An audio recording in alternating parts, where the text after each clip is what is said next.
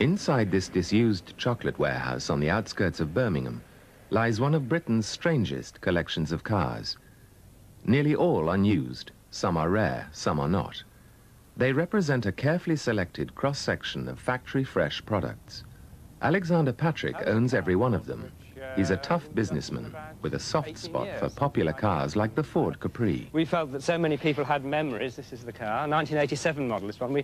We code everything by registration number here. That car was the last model called a 280. The very last one was actually stolen and taken to bits and sadly no longer exists. The Capri was built from the same components as another all-time classic, the Ford Cortina. Ah, now the Cortina, that's a car, let me see. Yes, it's over here.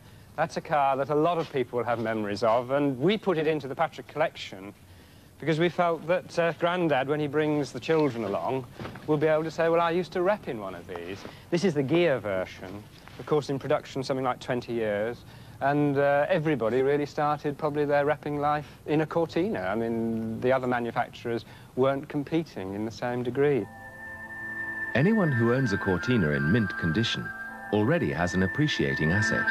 This 10-year-old car has become an icon of British commercial life like no other product, yet few will survive. The 1982 Ford Cortina, more than ever, a car above comparison. Rather than shrink-wrapping his collection, Alexander Patrick makes sure all his cars are kept in running order.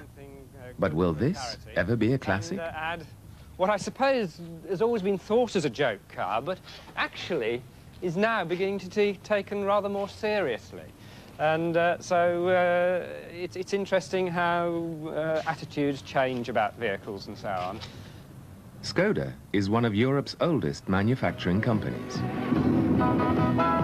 In 1983, 171,408 cars were made at Mladá Boleslav.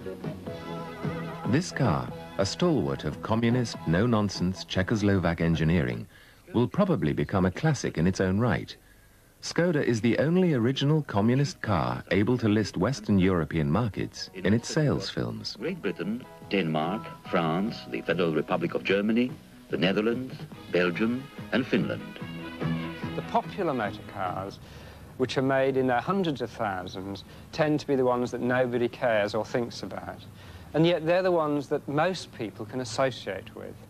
And this is the important factor. If people can associate with something, then when they come around the Patrick collection, for instance, they can say, oh, I'd love a Ferrari GTO, that's my dream motor car. But I do remember this, and I remember we went off on a holiday and it broke down on Porlock Hill or whatever. And it's got lots of happy memories. So it's a nostalgic trip as well as something which is just talking about exotica. Unlike Alice Rawson's zany escargot, the Japanese cars here are startling for their ordinariness. I'm not going to show it to you now, but of course we've got a Triumph Acclaim, which was the first Anglo-Japanese product. But we also have the Charade. This is the little three-cylinder car. Beautifully prepared, lovely engine, well made and manufactured, and entirely reliable. So that's a small family motor car, which the Japanese are so good at making. And then, of course, we go through from that to the Mazda RX-7. Now, you probably remember that NSU pioneered the rotary engine. But now I think the only manufacturer that actually fits a rotary engine is Mazda, and they've kept true to it. Now, this is one of their early sports models. And the RX-7, there is a new version of it now, but this is the previous version. This one's been turbocharged.